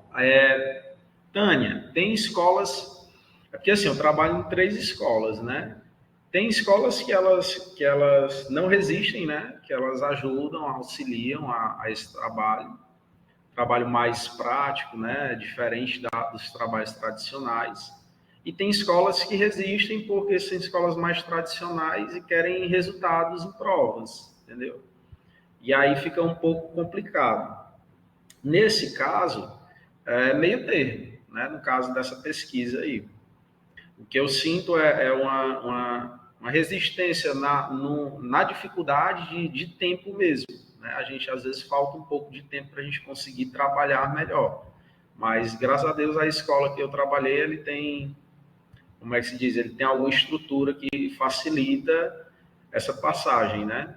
De trabalhar com, por exemplo, a maioria dos alunos, eles contêm o próprio celular, né? E aí facilita o trabalho de trabalhar com a segunda etapa, que no caso seria demonstrado no aplicativo, né? Mas aí é exatamente nessa pergunta que eu gostaria de explanar, né? Que nessa pesquisa que a gente fez, a gente preferiu relatar um material concreto, a realidade aumentada, porque ele relata duas maneiras de você apresentar a mesma coisa, né? Tanto com material concreto, materiais simples a ser manipulado, como também um pouco mais sofisticado, através de um aplicativo, você vê mesmo lá, sem precisar estar fazendo, né, as junções com a mão e tudo, né? Mas o ideal seria trabalhar com os dois, né? Para você fazer um comparativo. Mas eu vejo que na escola particular, o problema não é na resistência de trabalhar com os materiais, o problema é o tempo mesmo de ser trabalhado o conteúdo, né? Porque a gente, querendo ou não, é um pouco mais cobrado em relação a, não, assim, tanto na escola pública quanto particular, né? Cobrado a entregar resultados, né? E aí a gente acaba que foge um pouco das necessidades dos alunos. Ok, Pronto, obrigada. então, obrigada. Obrigada, Tânia. Obrigada, João Vitor, pelos questionamentos, esclarecimentos, né? Que isso é muito gratificador, podemos dizer assim, para os demais que não conhecem, né? Esses aplicativos, essas técnicas de ensino para trabalhar matemática, né? Então, João Vitor, muito obrigada. Agora eu vou chamar ao próximo autor. Elane, você pode ser a próxima. Elane, eu acredito que você tem que entrar e sair de novo para habilitar o microfone, tá bom? Você está me ouvindo? Agora sim. Tente testar seu microfone, por favor. Alô? Pronto. Vou colocar aqui seus slides. Tá ótimo. Obrigada. Pronto. Está vendo? Ligue sua câmera.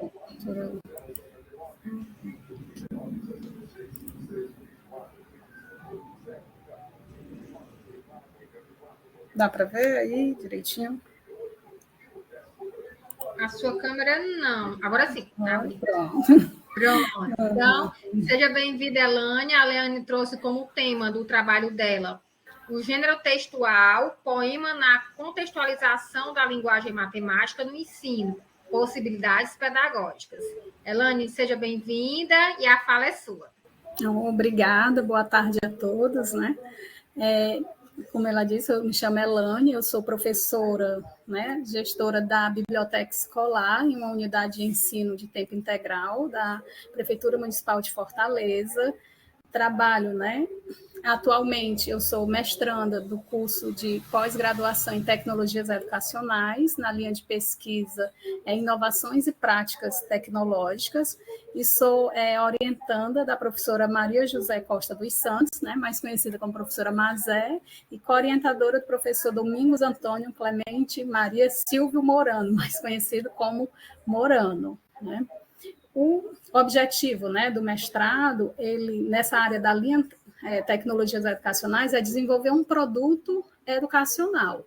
E aí, como eu trabalho na biblioteca, né, digamos assim, ela é mais centrada na questão de áreas para desenvolver o letramento literário. E aí nós sentimos uma dificuldade também de materiais, de trazer o professor da área de matemática, né, de trazer o pedagogo, mas também para trabalhar nessa questão da matemática. E aí, sentindo essa falta de recursos, né, nós optamos aí, pensamos em trabalhar a questão do letramento matemático. Então, a proposta do meu trabalho, né, do nosso trabalho, é desenvolver aí um produto educacional que possa ser utilizado pelos professores para trabalhar essa linguagem matemática, né? Aí, como o João Vitor colocou, e acredito que os demais, né, que a matemática, ela geralmente, ela é muito vista aí como uma ciência muito complexa, né? E aí a BNCC mesmo e os DCRs, eles trazem a matemática aí como um sistema, é uma ciência que se baseia em sistemas abstratos, né? Ela organiza aí formas espaciais, movimentos, e apresenta muitas fórmulas, né, para comprovar os seus resultados. E por conta disso, né, Santos, ela, em suas pesquisas, ela observou que por esse fato da matemática ser caracterizada como uma ciência abstrata, ela acaba aí trazendo, digamos assim, umas crenças negativas sobre o seu aprendizado, né? E aí muitas pessoas, elas carregam isso, né, essa questão negativa em relação à aprendizagem matemática do ensino básico, vai seguindo aí pelo ensino médio e também até chega no nível universitário. E aí quando a gente começa a estudar na universidade, né, se forma e volta para a escola, a gente ainda traz um pouco dessa questão negativa em relação à aprendizagem da matemática, né? Então, se aí ela...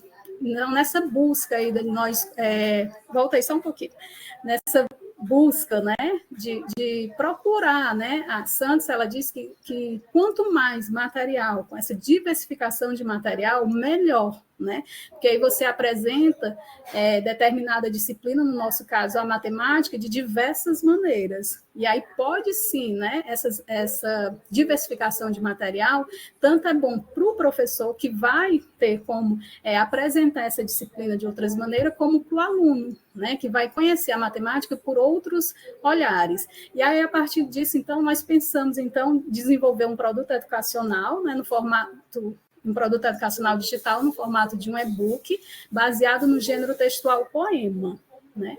E por que o poema? Né? Segundo Neuza Sorrente, ela trabalha na questão que despertar a leitura, né? Despertar a atenção do aluno para alguma coisa, digamos assim, relacionada à leitura literária, o poema, ele é um dos gêneros textuais que mais, digamos assim, que tem essa facilidade de aproximação, porque geralmente ela é trabalhada até mesmo na criança antes dela iniciar a sua fase escolar.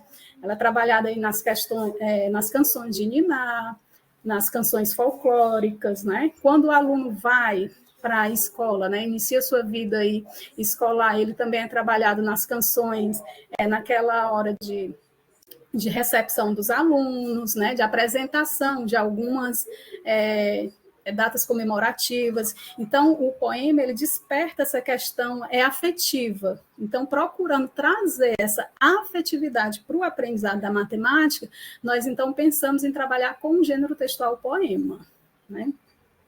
Pode passar. A nossa metodologia, ela se caracteriza por uma metodologia pesquisa qualitativa exploratória, né?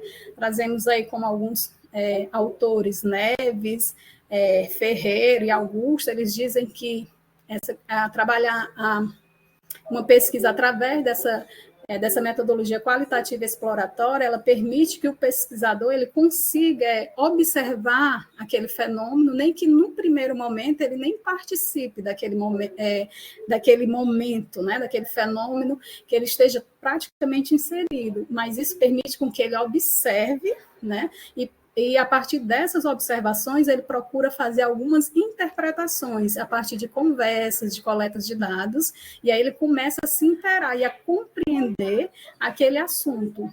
E a partir daí, ele começa a desenvolver seus estudos, né, de modo a procurar não responder, né, definitivamente aquilo que ele está estudando, não dar, digamos assim, uma resolução para aquele problema, mas ele procura dar direcionamentos, outros olhares para de que forma aquele problema pode ser trabalhado.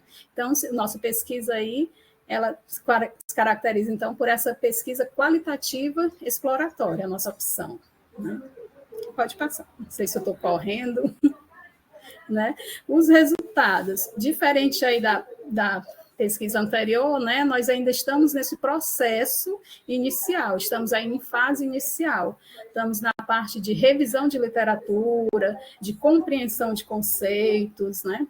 de que autores trabalham, né, atualmente essa questão do letramento matemático. A nossa pesquisa é voltada aí para a área do ensino, né, das séries iniciais do ensino fundamental. Então, eu estou em processo, né, de conhecer quais são esses autores, quem trabalha essa questão do letramento matemático, né, formulação de algumas perguntas, né, que possam nortear as fases subsequentes.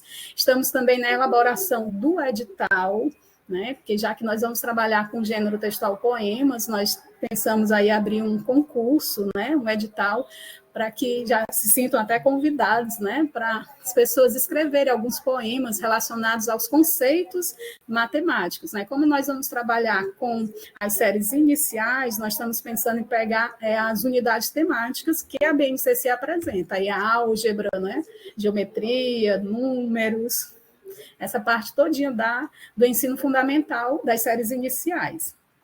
Em relação às considerações finais, né, a nossa proposta, então, é de integrar, né, digamos assim, é um trabalho interdisciplinar entre a matemática e a língua materna, né, a partir do gênero textual poema, para nós produzirmos esse e-book, né, e aí, porque no e-book, pela facilidade, digamos assim, de transmissão, né, que ele pode ser compartilhado aí através aí de PDFs, né, digamos assim. Mas aí nós pensamos também no e-book de forma interativa. Então, nós também pensamos a questão dos poemas, mas também de que forma nós podemos tornar esse e-book mais atrativo, mais interativo. Aí pensamos também em alguns jogos, inserir algumas atividades que possam trabalhar essa questão dinâmica, né, do produto. Né? E desejamos, então, cooperar, esperamos que o e-book ele possa trabalhar essa desmistificação da matemática, tanto para os alunos quanto para o professor, né, que vai ensinar essa disciplina. Acho que seria mais isso, né? Não sei. E os resultados, né, esperados. Acho que pode... Obrigada, Elane, pela excelente apresentação. Foi bem rápido, assim, meu corrido, desculpa. Não, mas é pouco tempo mesmo, é 5 minutos, né? Até passa um pouquinho do tempo. Então, obrigada. Alguém tem algum questionamento, alguma pergunta para a Elane, pessoal? Não? Então, gostaria de parabenizar. Realmente, o próprio GT Coelho já fez o lançamento de um livro, não sei se a Elane já viu, né, de poesias. Muitos falaram, envolveram matemática, outros não, já foi mesmo mais sentimental. Mas é isso, a gente tentar trazer a matemática não só com recursos digitais, mas também relacionando com a língua portuguesa. Bacana mesmo, viu? Obrigada, Elane. Tudo de Obrigada bom. aí a todos. Que o trabalho do mestrado seja maravilhoso. Obrigada. Tchau, vou chamar a próxima. Tá bom. Obrigada. A próxima vai ser a Aninha. Aninha, você pode testar seu microfone, por favor? Alô? Alô? Tá Sim, pegando? está funcionando. Ótimo. Você já está conseguindo ver os slides? É esse aí, o slide. Está conseguindo ver, né? Então, pronto. Gente, então, mais uma apresentação da nossa sala 4. Então, a professora Ana Lúcia Balbino da Silva, ela vai apresentar o trabalho Formas Geométricas e a Planificação, desenvolvendo conceitos no 5º ano do ensino fundamental. Aninha, a fala é sua. Boa tarde, professora Italândia e os demais colegas que estão na sala. Meu nome é Ana Lúcia. Vou apresentar esse trabalho realizado na prática por uma amiga, ela está operada, mas nós podemos trabalhar, fazer esse mesmo. Pode passar. O título é Formas Geométricas de Planificação, desenvolvendo conceitos no 5º ano do ensino fundamental. Pode passar. Na introdução, eu vou ler aqui para vocês, né? O ensino da matemática nos anos iniciais é um desafio. Diante dessas dificuldades, né? Dificuldades que ela teve trabalhando com o 5º ano do ensino fundamental. Ela é professora da rede principal de Fortaleza e ela observou que os alunos eles estavam com dificuldade na identificação das faces, das partes dos sólidos geométricos, né? Estavam com dificuldade de compreender o pensamento geométrico. Então, os alunos eles não conseguiam identificar formas e planificação, e nem entender e nem aplicar esses conceitos ao cotidiano. Então, visando buscar melhorias, né, na aprendizagem dos alunos dela, se levantou a seguinte questão: como a construção coletiva de materiais geométricos pelos próprios alunos pode contribuir para a aprendizagem de conceitos como arestas, vértices e faces, por meio da planificação do sólido geométrico. Inclusive, esse trabalho eu achei assim, um pouco parecido com o trabalho do professor Vitor, né? Que foi justamente sobre sólido geométrico. Pode passar.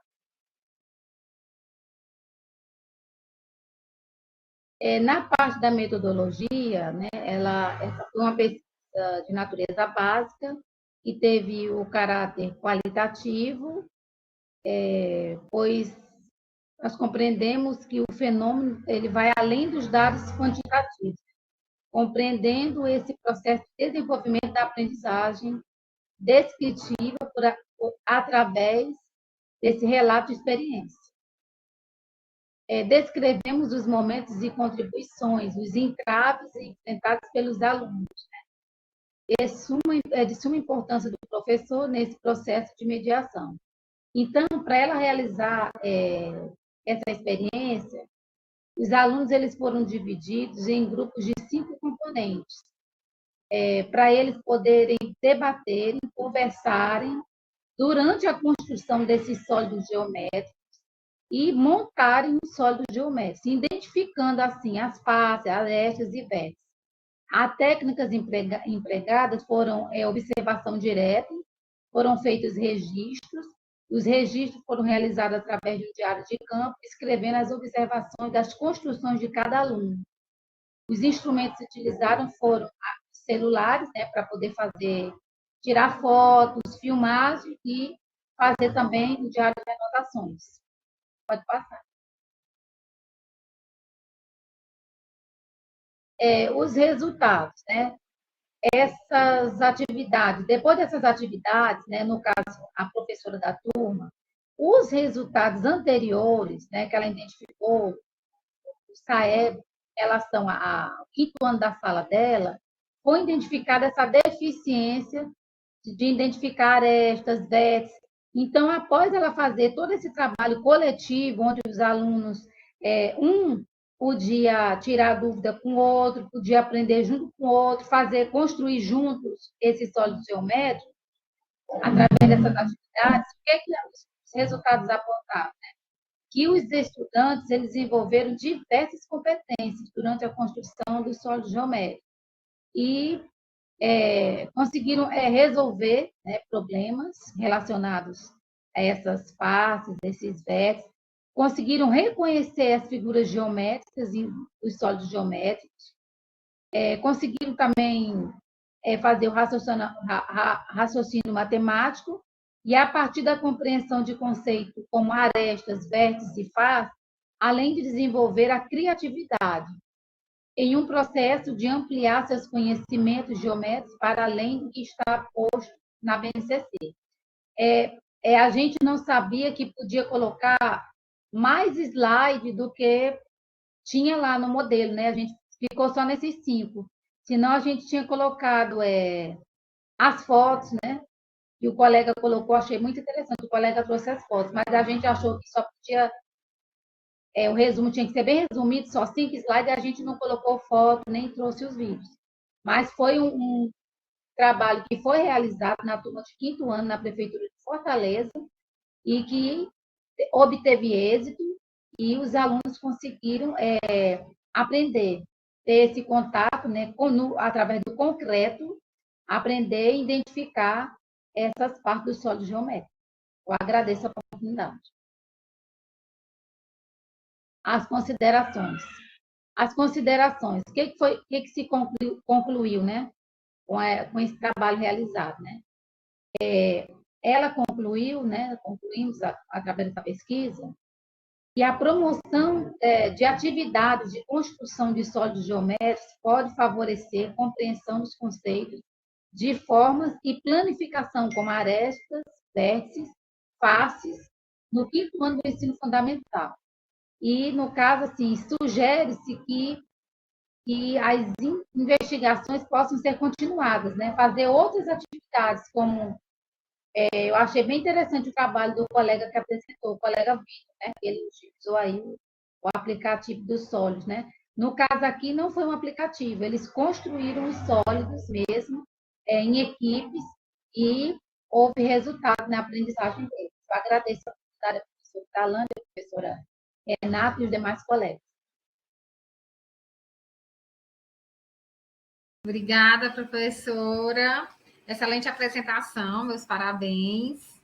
Pessoal, Obrigada. alguma pergunta? Alguém tem algum questionamento? Tânia, você que sempre participa. Eu estou satisfeitíssima. Obrigada, pois pronto. Muito obrigada, Aninha, pela apresentação. Realmente uma excelente experiência. Gente, nós temos mais um trabalho a ser apresentado. Eu peço paciência de todos, né? Eu vou apresentar o trabalho agora da Mariana. Eu ajudei na orientação do trabalho dela. E eu espero que vocês possam fazer perguntas também no final, tá bom? Trabalho 9. Pronto.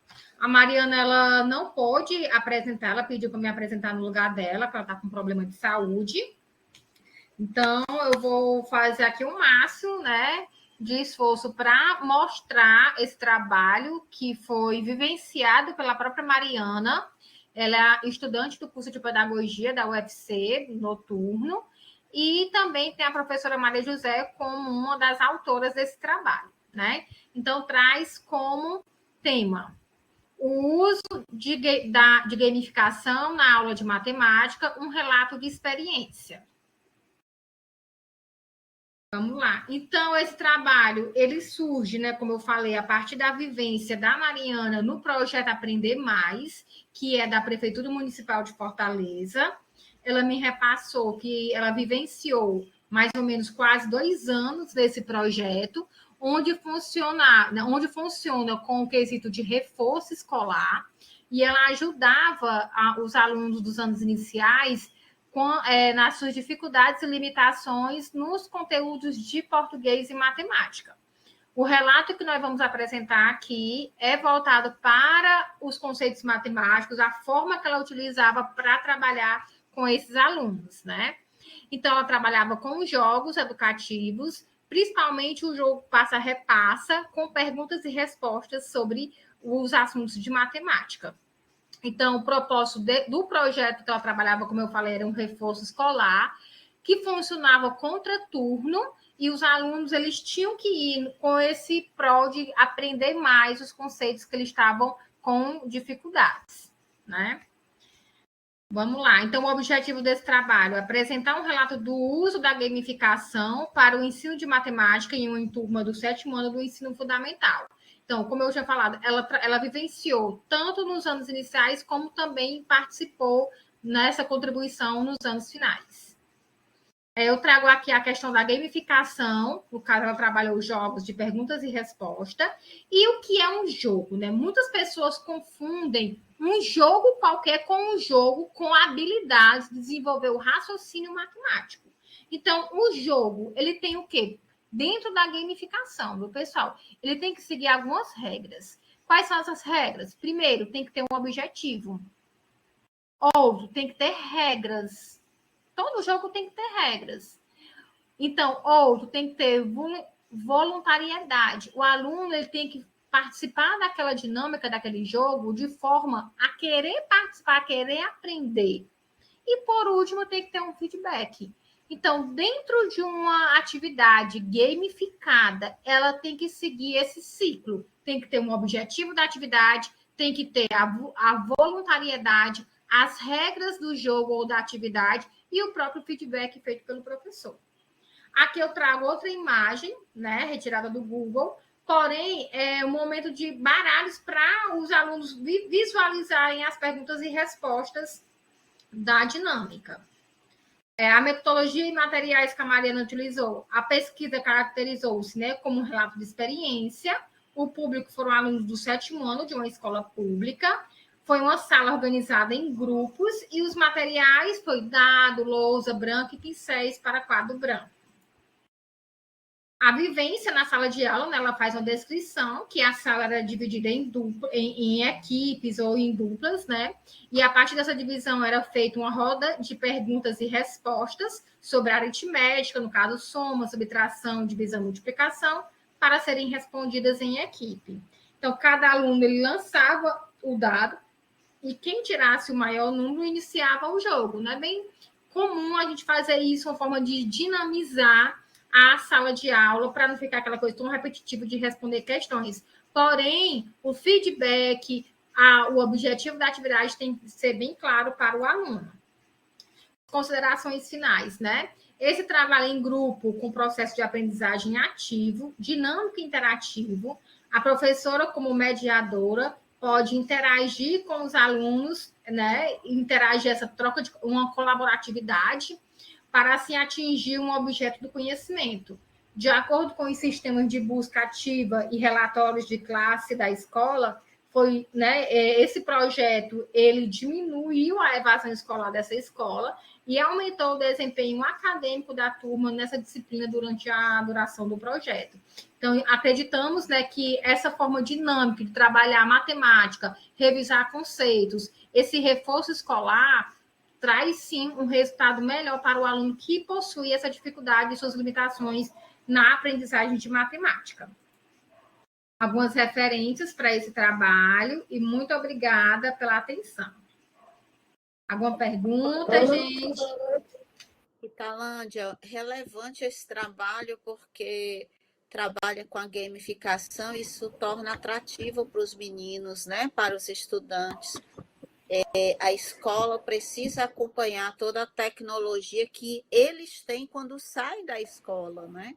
Então, enquanto e uma coisa interessante, outra coisa interessante, não acompanhar como o mundo está, o mundo tecnológico, ela sempre vai ficar para trás, desinteressante, desmotivadora, né?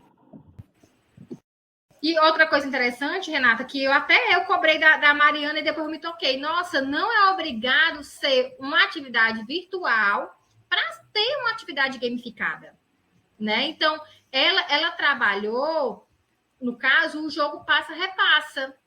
Porém, ela seguiu as regras da gamificação, né? Então, como é interessante a gente enxergar fora da caixa que eu posso trabalhar uma dinâmica na minha sala de aula sem precisar de internet, sem precisar de computador, sem precisar de celular, e sim eu montar a minha atividade seguindo as regras da gamificação, né? Então, tem que ter uma premiação, também outro critério, né? Então, é importante sobre isso. Porque existem tecnologias que estão para além do mundo virtual, outras tecnologias que não sejam a internet, né?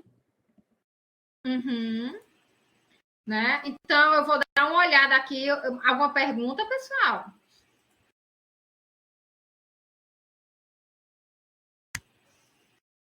Alguma pergunta? Não? Não, pergunta não, só concordando aí com o que vocês disseram, que a Renata disse, né? Que os nossos alunos, cada dia mais, já nascem dentro dessa perspectiva tecnológica digital, né? E, às vezes, para nós, não é complicado, mas a gente precisa também estar atento e aprender dentro, né, dessa aprendizagem deles. Uhum. Gente, deixa eu ver aqui se tem... Da nossa sala, eram 11 trabalhos a ser apresentados. Pelo que eu observei aqui, só teve uma pessoa que faltou. Eu vou fazer mais uma chamada. No caso, a Liane Garcia Pinheiro Lemos se encontra aqui na sala. Liane ou a Gleiciane Coelho Freitas Batista Prata? Não. No caso, a tomada de consciência como facilitadora, né? Gostaria muito de ter visto esse trabalho sendo apresentado, mas como eles não vieram, nenhuma das duas autoras, né? Infelizmente vai ficar sem ser apresentado. eu gostaria de pedir para todos que ficaram aqui no final que a gente ligasse a câmera para a gente fazer uma foto, pessoal. Pode ser? Liguem aí para ver se a gente consegue fazer uma foto com todo mundo aqui. Muito importante aqui esse momento. Eu espero que todos tenham aprendido, tenham ampliado, tenham trocado essa experiência. Ok? Vou bater aqui a foto. 1, 2, 3 e... Já. Anthony, você está no GTCoa ou não? Não tô. Eu coloquei algumas fotos lá no GTCoa. Como? Não entendi. Não, eu tirei algumas fotos, né? Aí eu não sei se eu tirei no momento que você estava apresentando, mas que eu coloquei no grupo do GTCoa. Sim. Convidado, viu, Antônio, a fazer parte do grupo GTCoa e a contribuir com a revista Ripedes, tá? Que é uma revista com certeza. revista científica. Obrigado. Gente, então, agradecer aqui a presença de todos, dedicar um tempo para vocês essa tarde, né? Fico muito feliz da gente continuar pesquisando, da gente continuar investigando e relatando nossas experiências de sala de aula. Porque muitas pesquisas científicas que a gente sabe que são feitas sem ser no sala de aula, em muitas situações não adianta para a gente que somos professores mesmo. E nós que relatamos nossas experiências, nossas vivências, nossas observações, isso enriquece e também amplia para demais professores que possam também trabalhar com aquela mesma abordagem. Então, fico muito feliz. Sintam-se todos acolhidos. Mais tarde temos mais momentos do DIMA. Se todos puderem estar presentes, vamos ficar muito felizes. O Anthony seja convidado para participar. Não sei se você está aqui em Fortaleza, né? Vai acontecer lá na FACED. Vai acontecer de hoje, lá na né? Então, infelizmente eu dou aula hoje à noite. Eu queria muito ir, mas não é possível. Renata, suas palavras finais. Oi. Qual horário lá, hein? Hoje? 18 horas. Tá certo. Muito obrigada pela tarde de hoje, pelo compartilhamento de saberes.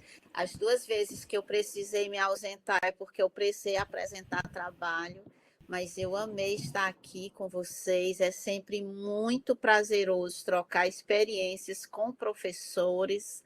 Como professora que sou da língua portuguesa, eu me sinto uma constante aprendente com vários professores de matemática e fico procurando as gambiarras de Borges Neto, para somar minha língua portuguesa com a matemática.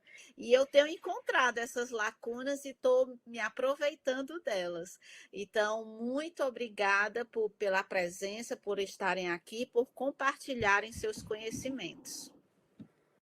Sim, antes da gente encerrar nessa sala maravilhosa, eu gostaria de dar uma notícia, não sei se todos já sabem, mas esses resumos que foram enviados para o DIMA e que foram apresentados vai fazer parte de uma coletânea, de um e-book que o DIMA vai lançar. Então, infelizmente, não vai ser anais, vai ser um e-book, né, que vai contar como fosse um capítulo de livro. Então, para quem precisa de publicações, vai ser um momento maravilhoso. E aguardem que em breve a gente mandará mais notícias, tá bom? Então, muito obrigada a presença de todos até o final. Até mais tarde.